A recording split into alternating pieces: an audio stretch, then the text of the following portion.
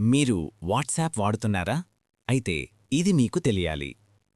SIM ఉన్న ఫోన్లోనే WhatsApp కొత్త నిబంధనలు అమల్లోకి వచ్చాయి. ఇకపై ఒకే సిమ్ నంబర్తో 2 ఫోన్లలో వాట్సాప్ వాడటం కుదరదు.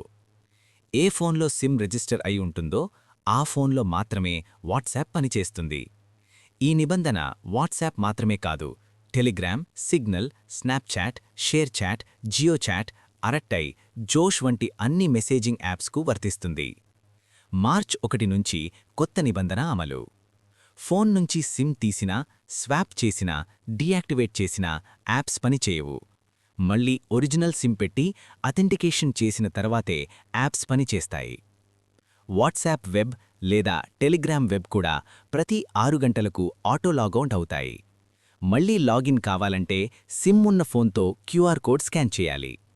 Cyber crimes, SIM swapping scams నియంత్రించడానికి కేంద్రం ఈ నిర్ణయం తీసుకుంది. వినియోగదారుల డిజిటల్ భద్రత కోసమే ఈ నిబంధన అని కేంద్రం స్పష్టం చేసింది. ఈ ముఖ్యమైన సమాచారాన్ని వెంటనే షేర్ చేయండి. ఇంకా స్మార్ట్ లైఫ్ విత్ జేకే ఛానల్ని సబ్స్క్రైబ్ చేసుకోండి.